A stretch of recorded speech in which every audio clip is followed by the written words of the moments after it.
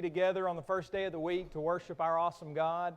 Thank you for joining in such a fine way and praising Him. Appreciate the good songs we've been led in today, the prayers, and being able to give back to our God.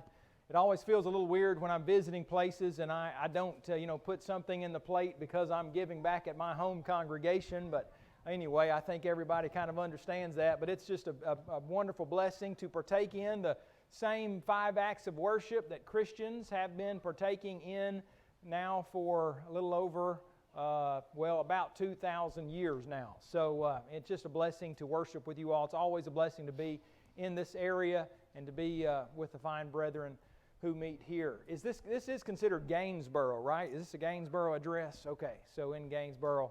And I've just been treated much better than I deserve. I always am. I love the relationship that I and my family have with you all, and also that Apologetics Press has. We thank you for your moral and prayerful support, and also for your generous and kind financial support through the years. You all have blessed us. And we were very blessed at the end of last year to meet a large matching campaign that we were challenged by a generous donor, and we met that. We're so thankful. We have a lot of plans, if the Lord wills, in 2023 to do some things that we hope will be very helpful. We're going to continue to try to put out some good Vacation Bible School material. I heard that I think you all had used that sometime in the last year or so.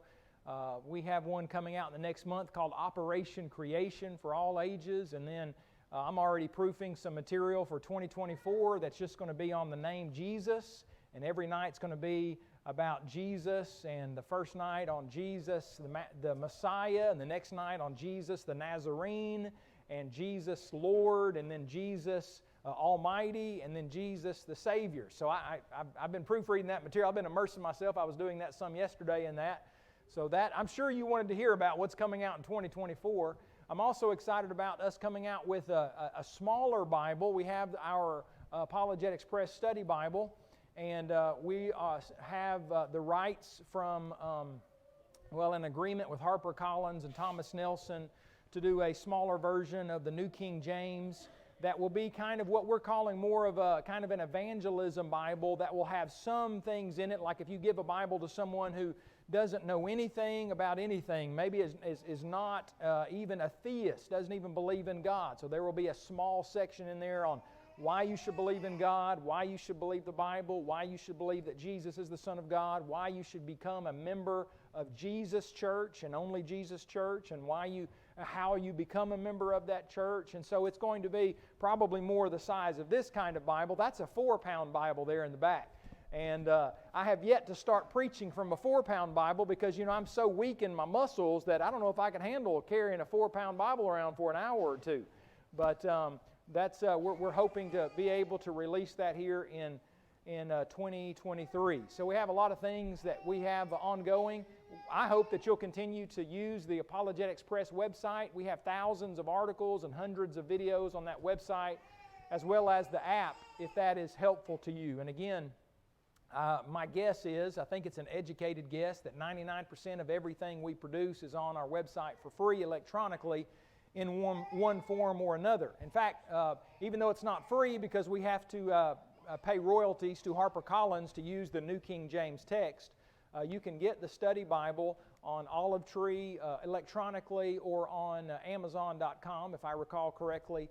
And I think it's probably about half the price of what you'll find in print. Still, though, most people would like to have that in print. So it's been a pleasure to be with you all this weekend. Friday night we studied a biblical response to cancel culture, and then last night we talked about God's defense recipe as we learned from 1 Peter chapter 3 and verse 15, looking at it in the context of the epistle of 1 Peter.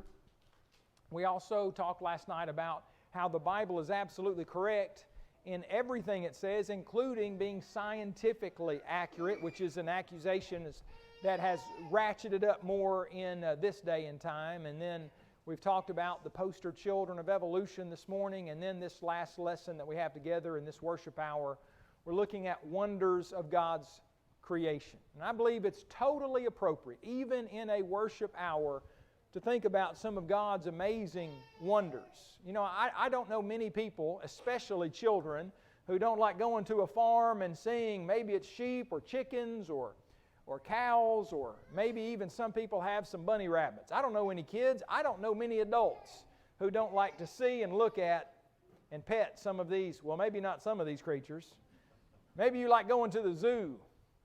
I mean, I tell you, when we still had kids at home, we had a zoo pass there in Montgomery. And, if we needed to discipline our children, we might threaten to leave those children at the zoo with the rest of the animals. I'm just kidding about that, okay. But we love to go to the zoo and look at the elephants and the giraffes and lions and the funny baboons and monkeys. And we have always enjoyed going to the parks, maybe feeding the ducks and the geese. And even when those geese bite our little fingers, we still like going back and going to parks and seeing animals. I mean, it's just amazing to look outside and to see creatures that are eating from our bird feeder that we used to have set up, and right outside of our what we call our little coffee room and our sitting room. You know, when our kids were younger, they used to enjoy looking at the little cicadas that had been in the ground, the 17-year cicadas being in the ground for 17 years before coming out and metamorphosizing. And maybe you think it looks like a creature from Mars, but it is an amazing process, and how a creature can go from crawling out of the ground to becoming a flying cicada. Maybe you like to find a turtle, or maybe a lizard every now and then, or maybe you like to find a little baby frog, and maybe you have never done what my kid did, but put that little baby frog in his belly button and took a picture of it. Animals are just amazing little creatures. I mean, even just dogs. Don't you just love a good dog? Some of you might be cat people. Bless your hearts. That's all right. I just like a dog that you can, kind of wrestle with a little bit, and he'll come and sit in your lap. And I guess some cats can, but cats seem to kind of do what they want to do. Of course, if you have mice around, there's probably not a better animal to have than a cat. And my dog, I don't know what he'd do with a mouse. He might run from a mouse. He runs from a lot of things, I think. He's 13 years old now. He's brought a lot of little joy to our family. You know, the Bible actually talks about animals a good bit. I mean, in 8 of the first 9 chapters of the Bible, a number of animals are mentioned.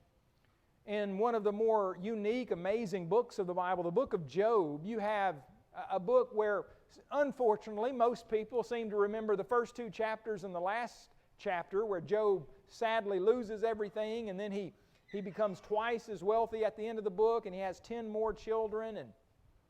And yet there are these 39 chapters in between those chapters where there are a number of speeches, including the climax of the book where God speaks to Job out of a whirlwind. Job has been wanting to know, why is all this bad stuff happening to me? God, come and tell me what's going on. God, let's have a meeting. I mean, I'm not the bad person that my longtime friends are thinking I am, because all these bad things are happening to me. They believed in this idea of retribution, like if something bad is happening, you must have done something bad, and that's not necessarily always the case, right? Oftentimes it's not. And so Job's wanting to understand these things, and so God speaks to Job in chapter 38, 39, 40, and 41, 2 separate speeches. You know, it's interesting, and there's a lesson for us here. That's not necessarily the lesson of the hour, but God never tells Job the answer to Job's question. So, you and I might be going through something right now. We might have gone through something in the past that's been really hard, and maybe we're going to go through something in the future. And we may ask the question, why? And we may wonder why and want an answer as to why. And I fully believe once we come to know, based upon the evidence, that God exists and the Bible is His Word and that Jesus Christ is the Son of God, and we know, based upon our reception of the gift of salvation through obedience to the gospel plan of salvation, through faith, confession of that faith, through repentance and immersion in water for the forgiveness of sins, Acts chapter 2 and verse 38, that we can know that we are saved. And when we know that we are right with God by the blood of Jesus Christ, by the grace and mercy of God, whatever happens to me in this life, I might wonder why, but I don't have to know the answer to it. Long ago, some probably 4,000 plus years ago, Job was wanting to know what was going on. And God speaks to Job. And you know, if you're reading this book for the first time, you're probably thinking, well, God's about to tell Job what we learned in chapters 1 and 2. But He never does. He talks to Job about his creation. He said, where were you when I laid the foundations of the earth? Where? And then he begins to talk about all his animate creation, not all of it, but a good bit of it in the universe. And he begins to show Job, explain to Job by way of talking about the lion, the raven, even the mountain goat and wild donkey and these other animals you read here. He begins to show Job of His greatness, His goodness.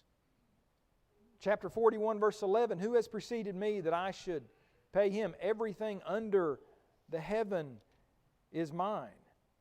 Job answered the Lord in chapter 42, verse 1, I know that you can do everything, and that no purpose of yours can be withheld from you. You asked, who is this who hides counsel without knowledge? Therefore I have uttered what I do not understand, things too wonderful for me which I did not know. I mean, Job was just in awe of God. It's like his question about why he was suffering, he didn't have to know that anymore because he better understood who this awesome Creator is, seemingly coming to the conclusion, whatever happens to me in this life, I don't have to know all the reasons because God is awesome.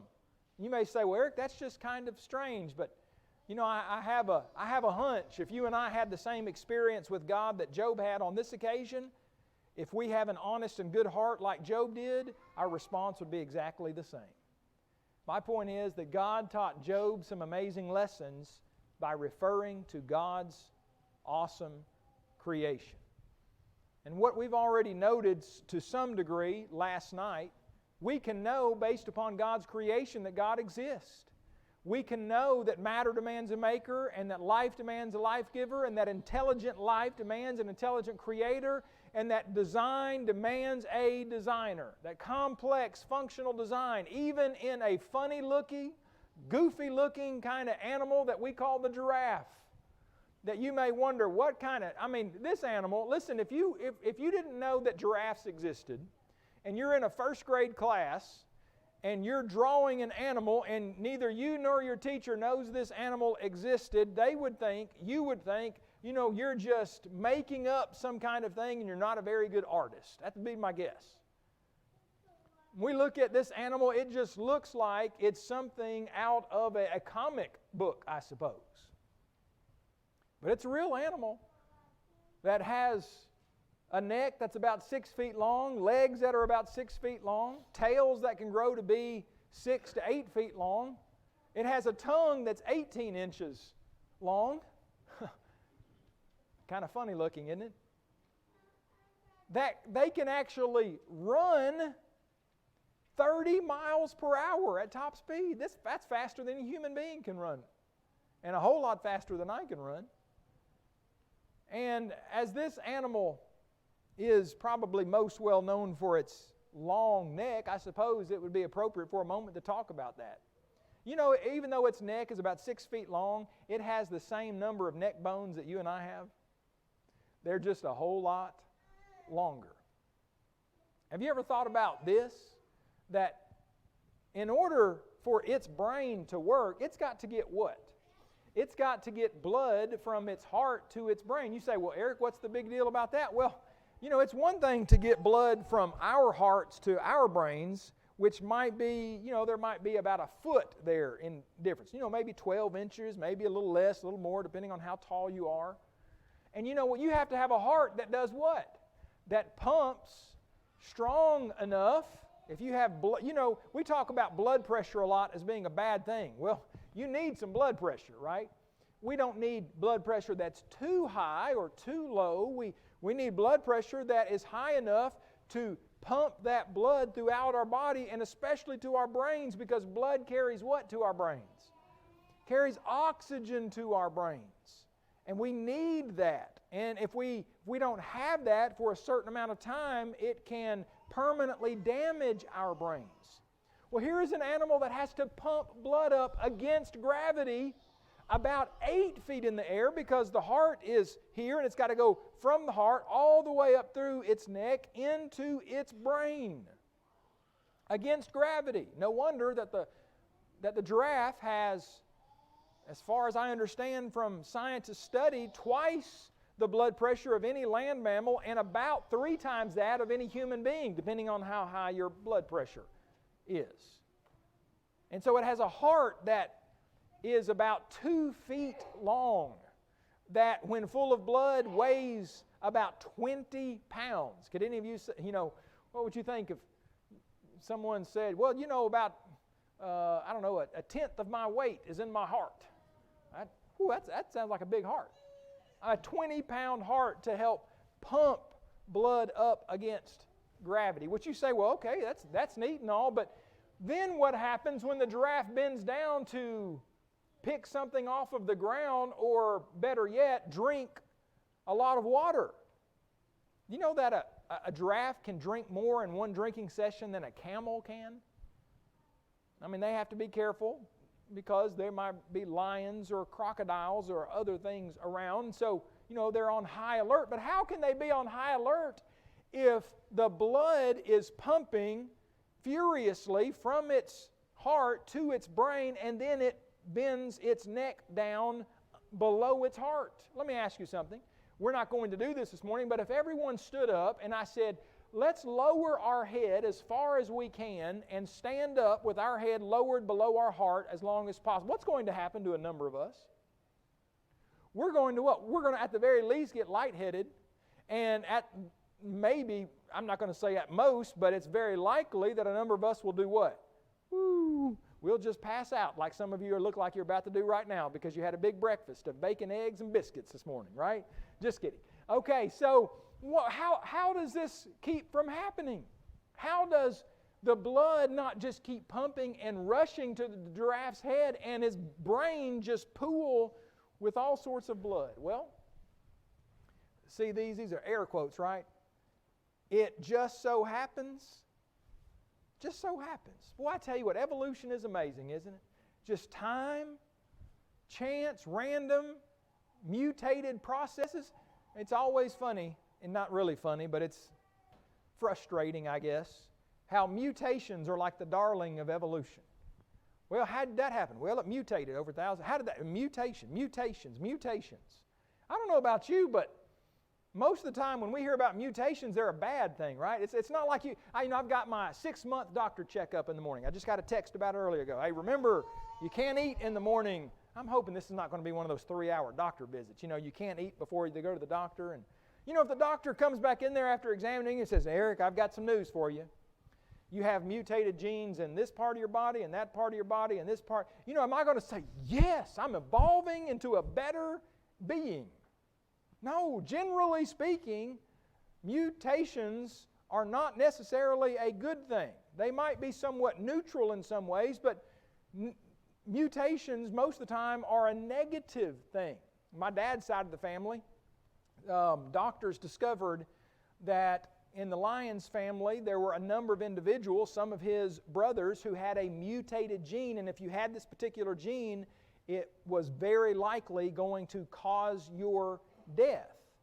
And so there were operations that were done, there were tests that were done, even on my dad, as I recall correctly, to see if he had that gene. And I was thankful that it skipped him, and I was sorry that some of his siblings received that. Was that, did they like, yes, I got that gene? They weren't happy about that. My dad is the oldest one in his family, and sadly he's just lost another sibling, and he's one of the fewer ones that are left on his side of the family. He turns 88 here in about a week. Are we to marvel at the design of the giraffe and think that, good old evolution just gave us the giraffe? Well, how do you explain the fact that the main aorta between the giraffe's heart and the giraffe's brain has valves in it that close off whenever the giraffe bends its neck downward, so that the blood is not rushing to the brain of the giraffe and the giraffe does not pass out and can keep its head lowered for several minutes at a time? Well, then the question, I suppose, it begs the question, well, then how does it get any blood to its brain? Well, you see this network of blood vessels here? It's called the network of the carotid. Well, it slowly and gently gives the giraffe's brain just the right amount of blood needed. Does that sound like time, chance, and random accidents that cause such amazing design in this animal? Anybody know what this creature is? Anybody saying it looks kind of fishy? How about an electric eel? Electric eels are, what if, it's one thing to to touch a doorknob and there be some static electricity there and you shock yourself, or maybe you shock someone else. Have y'all ever gotten that little device where you put on your finger and it, like, you can shake hands with someone and it'll kind of give them a little bit of some kind of jar or shock? We think that's funny as kids, maybe as adults too. Well, here is a creature that can shock the daylights out of you. How did something go from a non-electric eel to an electric eel? This is a creature that can stun a horse, that can put a human being in the hospital, that is made up, about 80% of its body is made up of something called electroplaques. And electroplaques are muscles arranged like batteries, and these muscles don't contract like regular muscles. They give off electrical charges at will, sending it through these nerves, sending up as much as 600 volts of electricity at one time. If you want to see some interesting footage, you got to be careful surfing the internet. I'm very big on being careful about that, especially for young people and really all of us. But when you go to maybe YouTube and you type in electric eel, bitten by a dog. Woo! I saw a video the other day of a dog, looked like a German Shepherd, got a hold of an electric eel, and it was an interesting, sad, and kind of funny all at the same time kind of video. I saw it was either an alligator or a crocodile chomp down on an electric eel, and it looked like it may have been the demise of both of them. But how did the first electric eel come along? How did it know to make muscles, not like the kind of muscles that you and I have, but muscles that would be arranged in such a way and that could put off in such a way these kinds of reactions that would cause electrical volts, for lack of a better term? How do evolutionists explain the electric eel's ability to not shock itself, but the ability to shock something else? And how did it know that it needed this special layer of insulation to keep it from shocking itself? How did an animal that never had shocked itself before or shocked something else, how did it know how to do all of this without an amazing creator? I contend that if the universe and all those living things in it show complex functional design, then there must be a designer. Well, sure enough, the universe shows complex functional design.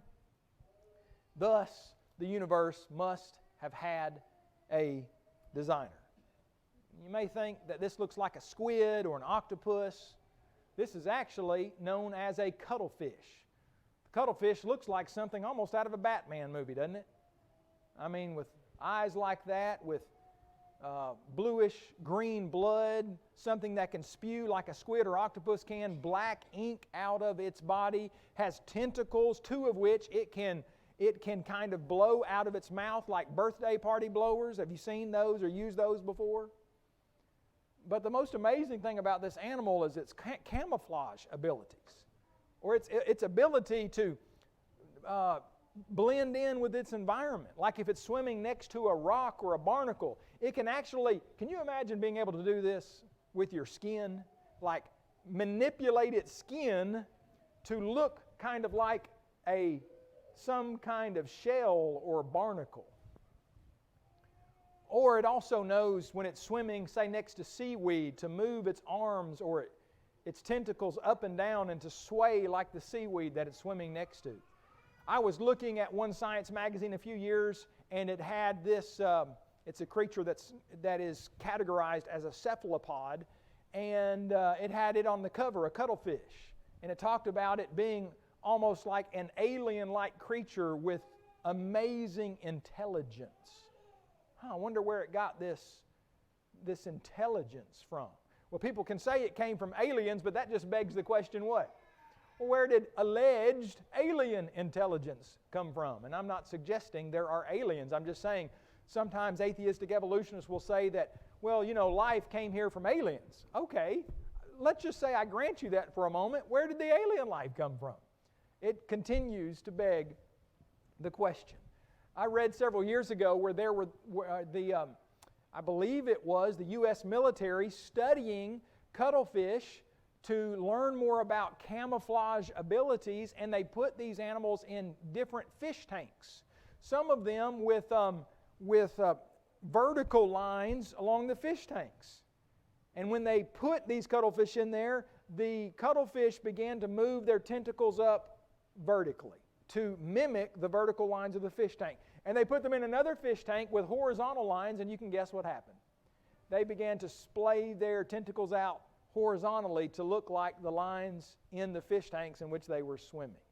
Amazing creatures. Probably the most amazing ability they have, though, is the ability to simply change the color of their skin at will. And I'm not saying this is the only animal that can do that. I'm saying this animal can do it to about 40 different colors. Listen, once you get past, red, green, blue, yellow, purple, I'm about all out of colors. Brown, black, okay. 40 different colors.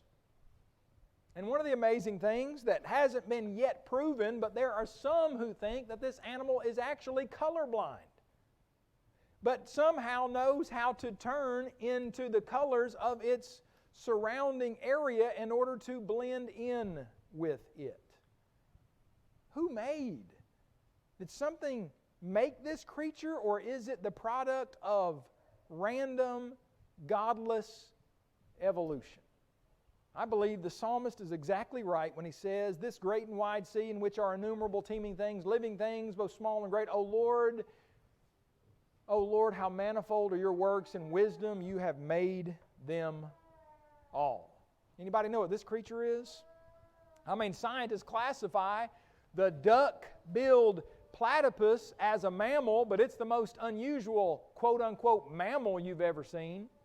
There's not a category for an animal that is about the size of a house cat with fur thicker than that of a polar bear. It can store food in its mouth like a chipmunk. This is from our book, Wonders of God's Creation. I think there might be some copies in the back. It has a beaver-like tail and webbed feet like an otter. It has a bill like a duck and spurs like a rooster. And it lays eggs like a turtle and produces venom like a snake. But I think that despite all those unique traits of a duck-billed platypus, the coolest thing about this animal is that when it wants to eat, it dives down into the water and it eats a lot of little things like tadpoles and worms and little shrimps and things, and it closes its eyes when it does this. Well, how does it find what it wants to eat? Well, it has an electroreceptor sensor that is able to detect even the faintest little. Can you imagine how faint a pulse would be from some kind of worm or tadpole? And it's able to find them with this sensitive, very sensitive electroreceptor system in its mouth and in this duck-like bill to find its food. Chance or design? If we saw anything close to this in the mechanical world, we would say this demands an engineer, this demands a designer, this demands a maker, this demands a manufacturer, this demands some creator of it. God has given us thousands of examples to say, hey, this is what should bring Him glory and should cause us to realize how great He is. We read in Revelation 4 where John wrote, "You are worthy, O Lord, to receive glory and honor and power, for you created all things, and by your will they exist and were created." There are thousands and thousands of examples that declare the glory of God, wonders of His creation. When you look up the word design in a dictionary, When you look up the word design, it talks about things that are planned and intentionally designed, that demand some measure of intelligence before the design came about. And we look in this world, we see all sorts of designs that demand a designer. And with all the examples that we have before us, how can we not come to the right conclusion that the designer wants us to come to, that He exists, and to come to the conclusion that Job came to, that he is great, that he is awesome, and that he is so awesome that regardless of what questions I have in this life that may or may not ever get answered, when I come to realize how great, how big, how almighty, how loving, how kind, how good He is, if I am in a car accident on the way home to Alabama today and I, lose my left leg or lose my sight or something, that we would view as bad happens to me, you know who is still good? God is. 2 years ago after I got COVID, I started having a lot of foot issues, and I never put the two and two together. I went to a few doctors, and they said, well, Eric, you have tarsal tunnel syndrome. You've heard of carpal tunnel syndrome. Well, they said you have tarsal tunnel syndrome in your feet, in your ankles, and it's causing nerve compressions, which are causing your feet to do all sorts of crazy things as far as the nerve pain goes. And so I started taking medicine, and I went to this doctor and that doctor, and I was still having all sorts of weird nerve pains in my feet. Just standing up for minutes or hours can be very painful. I'm not looking for sympathy. I'm just saying, hey, that's what they told me I had. And then I was told, you need to go visit this other doctor at UAB, to which I went to University of Alabama, Birmingham clinic, and he said, I think you have something else going on. He said, when did you have COVID? And I don't know much about COVID. I said, well, that was in December of that particular year. And he said, when did all these problems start with, these neurological issues? I said, well, in January. He said, I think you have post-COVID syndrome. And I thought, well, that sounded kind of weird. And actually, I've heard more about it since then, and other people supposedly have it. I went to a neurologist there at UAB. She said, yes, I think you have what we would call, and maybe it's just a broad term, post-COVID neuropathy in your feet. Now, I don't know if that's what I have. I really don't, because I've had about 2 different diagnoses, and maybe it's both from a number of different doctors. All I know is this. Whatever pain I have with that little thing, and when I say little, I mean it's little compared to the grand scheme of things. Whatever trouble I might go through, whatever trouble you might go through, and I'm not trying to minimize the pain and the emotional trauma that we sometimes feel when we are diagnosed with a particular disease, or when we have a big problem, whether it's a financial problem, or whether it's a family problem, or whether it's the loss of a dear loved one. What I am saying is, whatever it may be, one of the things that the Bible teaches us is our God is able to help us come through this and continue to have our eyes fixed on Him and be faithful until we take our last breath. Whether that is because someone is taking our breath away from us intentionally, like when you think of the persecution in the first century, or when you think of maybe having the opportunity to pass away in a peaceful sense and in a peaceful way. Whatever it is, who is worthy of all glory and honor and heartfelt worship?